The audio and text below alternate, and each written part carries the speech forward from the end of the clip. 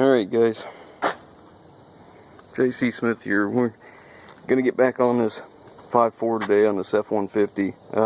You know, a lot of times when I got something outside, there's no real good way to make a tarp or a piece of plastic stay on this, so a lot of times I'll just take some chain because, you know, it kind of conforms to everything and holds pretty well, and, you know, keeps the wind from blowing it off because the chain's typically heavy enough. So anyways, let's get this uncovered. We're going to take that intake off, and once we get the intake off, we're going to change that pipe out, finish up the wiring, and hopefully set the cab.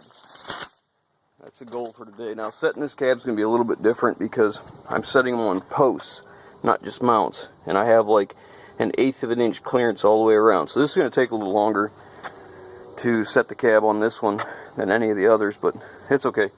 We'll get it. A little time and patience will take care of it. So let's get to work here. First thing I want to do is take my blowgun and blow all the crap out of the area right in here and everywhere around the intake. So when I take it off, we don't have a bunch of crap falling down into the intake runners and getting into the cylinders. So here we go. Okay, so here's the intake off, and here's where that tube hooks on the back of the timing cover behind the water pump. You just pull that out. That's all there is to it. Pull this one out, set it off to the side, as not to confuse it with the one that we do want to put in. Of course, the one I do want to put in is still hooked to the truck, so if I got it confused, I suppose I have bigger trouble. Alright, let me get them O-rings changed out. Alright, so we got to clean this all up. We're going to put new gaskets on. You can see where it was sealing. It was sealing okay, but you know, this is all like gas residue, maybe a little bit of blow-by possibly. And this side's all cleaned up. You try not to use anything but maybe brake parts cleaner because it is aluminum, so you got to be very gentle with it. But that's pretty clean, not bad. We'll blow it off real good, and I'll get this side clean. We'll set the intake on with new gaskets. Alright, so I got both sides cleaned up. I got my pipe in, and it's all secured. And I was inspecting the intake that came off the Super Duty and found it was missing a vacuum port on the back of it. It did not have this vacuum port. So this is the one off the original truck, off the F150, so we have to use it. However, it is full of oil, and I've been draining it. We've been draining it out, trying to get all we can out, so when it starts, when we put it all back together and we start it up, it's probably going to smoke for a little bit, so we'll just have to expect that until it burns oil out of that intake. But it is what it is. I don't have another one, and I don't think it's worth changing out and going and buying another one just for that. So it's going in. I got my new gaskets ready to go. It's all cleaned up. So as soon as it drains out, we'll set it in place. Well, if I haven't forgotten anything, I think we're ready to go. I went ahead and got the lower radiator hose off the truck. It's really kind of tight back up in there, and so is the degas bottle hose, which goes right into there. And I'm leaving the oil filter off because I may have to turn those, and it'll be easier to get to with the oil filter off. But got the intake back on. I changed the alternator out, that way it's got the original alternator, the original amperage to the truck. I've gone over everything a couple times, gone over my wiring, get everything tucked up in here. I think we're ready. Just giving another look over here. Only left to do is before we set the cabs, I gotta get the power steering reservoir tucked over here, and same thing with the brake booster. But that's kind of one of those things that you constantly have to move them because they keep falling. But yeah, I don't know. I think we're okay. I think we're ready to go. So let's go get the cab. Let's see if we can stick it on here.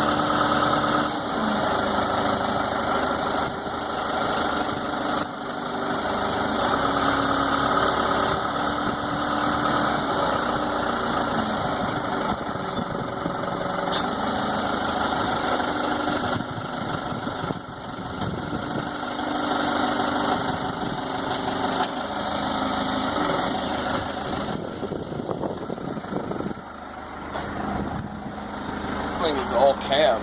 I know, you were like way up here. I know. Because it's hard I'm so to used to going up I know. there. That's why I'm like, wait, the wheel well is clear up there. Alright. It looks like I need to go this way a bit. Do you need to come back more, or you think that's good? Probably back some more.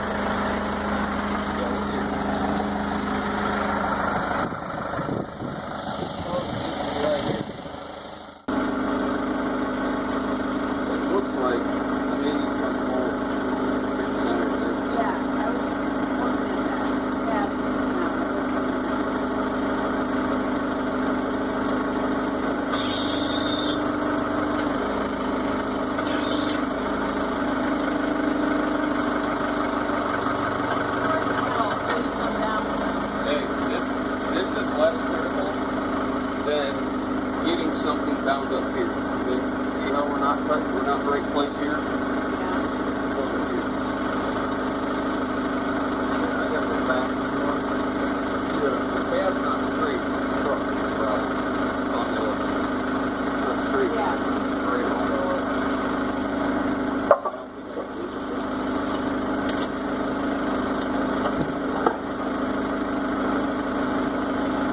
The problem is if I start to turn, back is going to keep going that way too.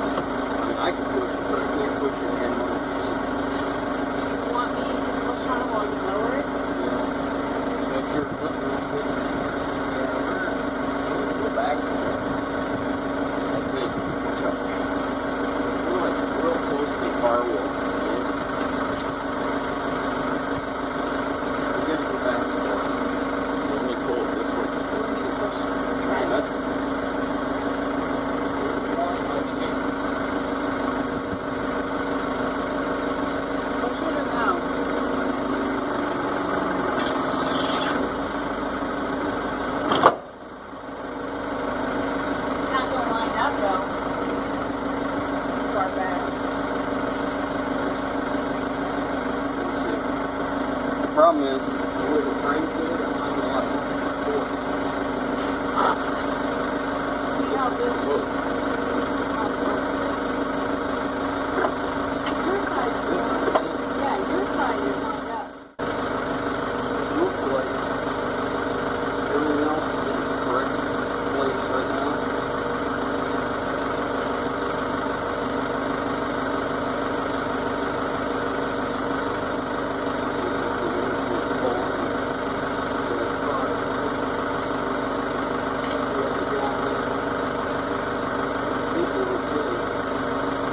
Like I should be able to set it down now. Let's check the back.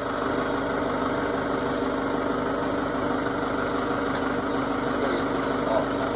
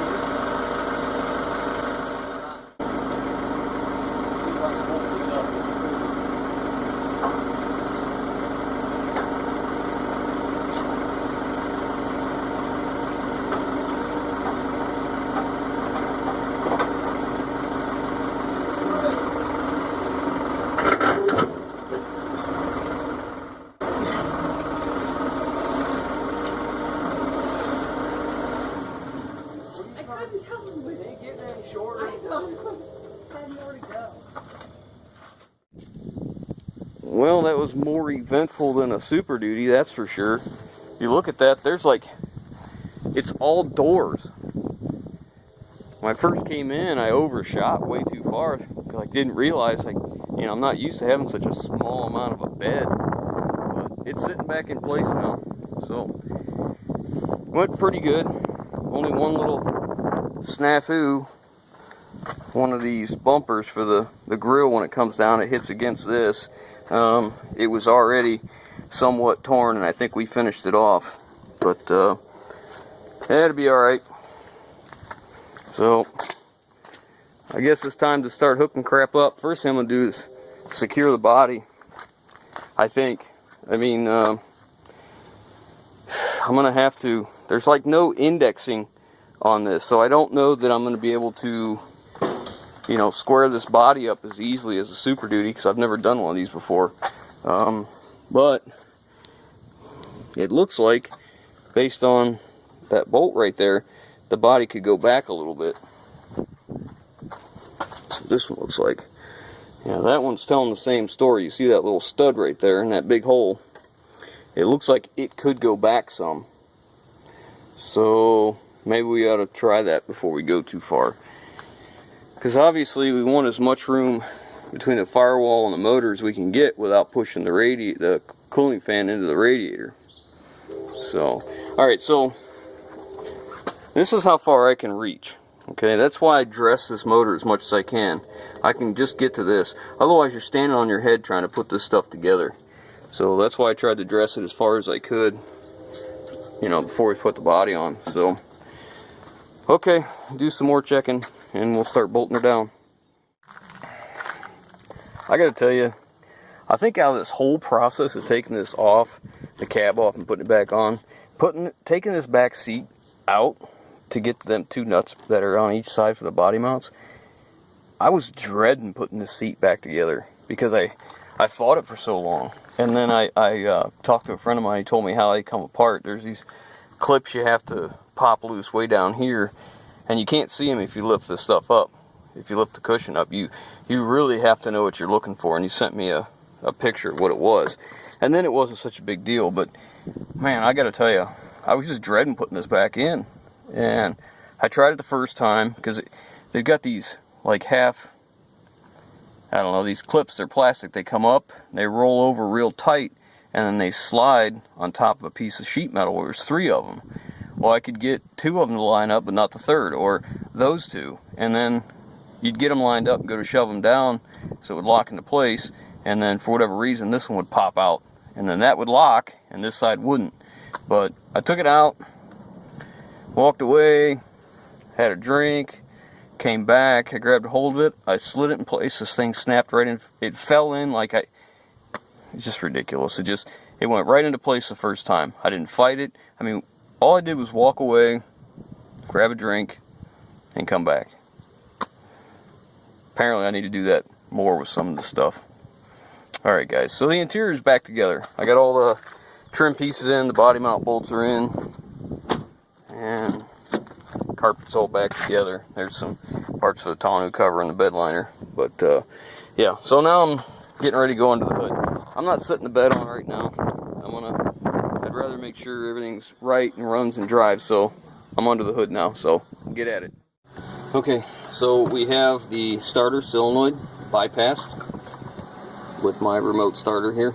And what I'm going to do is I'm going to crank this for a while to get oil pressure all through the top. So you remember I cleaned this out real good and I poured oil on the cam and all the valve train and timing gears, timing chain, all that stuff, but we don't really have any oil in the lash adjusters or really coating the cam followers. So we're going to crank it like this with the key off long enough until I can see some oil coming down to return.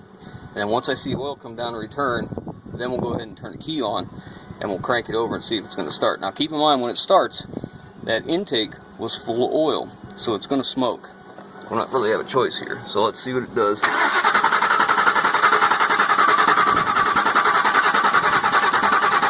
I'm looking down the oil fill. Alright, now I see oil going down the timing chain. Okay, now I'm going to turn the key on.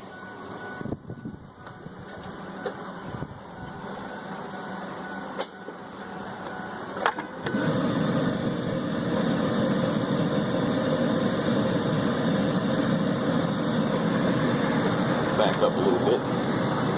Okay, now I got the key on, which now has the ECM alive. So I'm just going to hit it with this, and it's the same as hitting the ignition switch, and it should fire right off.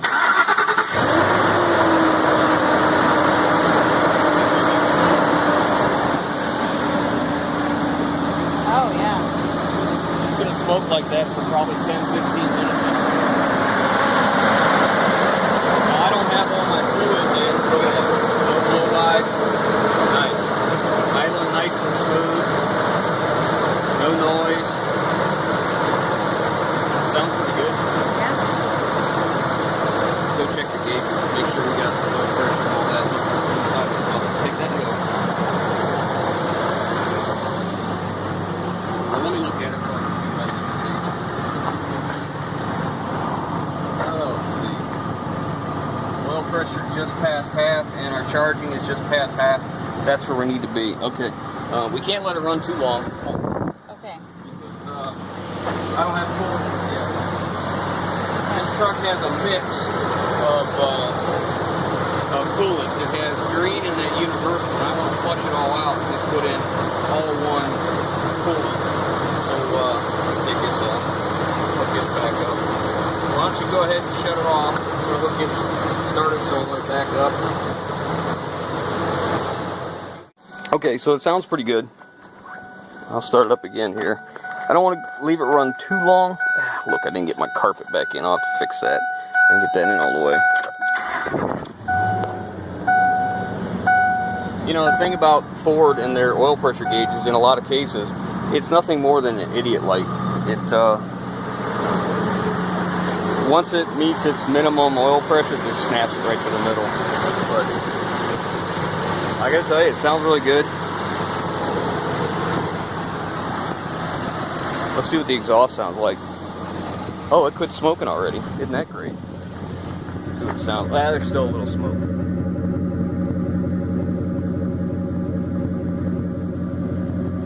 Sounds pretty decent. You know, for a stock 5.4, I guess. So, anyway, so the next thing I want to do, like I said, I want to flush out the coolant. I want to get all the mixed matched coolant out of here and, you know, refill it. I'm going to fill it with green. I'm not a big fan of that Death Cool or anything like that. No check engine lights, just says the door's open. That's great. Okay, so I'm going to flush it out real good. I'm going to shut this off and top off all the fluids, the brake fluid and all that good stuff. And hopefully I'll be done today, with the exception of the bed. I gotta run out and pick up the bed bolts yet. I'll probably do that tomorrow morning. I've got some other errands to run. Most important to me today is to get the coolant topped off. Probably something worth noting, if you guys ever get one, an engine from a Super Duty to put into an F-150, the valve covers are different in slight ways, okay? They do make two different styles of valve covers, as in different number of bolt holes, okay? But they also make a difference in how the, let's see if I'm full here. I don't know if you guys can see that. We got 7 quarts in this thing, but it looks like, no, it's full, okay. Anyways, where the dipstick tube for the transmission on a Super Duty bolts to the valve cover, well, on an F-150, it bolts to the back of the head, because it's much shorter. On a Super Duty, like here's our transmission dipstick tube here. On a Super Duty, it comes up like farther forward and it has a bracket right down in this area that ties it in place. But anyways, I'm fairly pleased about this. I'm gonna close up the radiator and start flushing this out, and I'll bring it along once we got it all finished up. Actually, you know what, that's probably enough on this video, so why don't we cut it loose on this one, and the last one will be hopefully the truck all finished and all back together, and we'll get it driving down the road. We're just down to, you know, probably, I don't know, 3-4 hours worth of details, buttoning up, topping fluids off, rechecking, stuff like that. So okay guys, I'm gonna leave you on that. If you like what we're doing, give us a thumbs up. I do appreciate it. If you haven't already, hit that subscribe button, and leave your comments down below, guys. We'll catch you on the next one. Did somebody buy another truck? Where's my wife? Maybe I can sneak this in. She won't even see it. She won't even notice it. All right, let's get that thing moved out of the way so she don't notice it.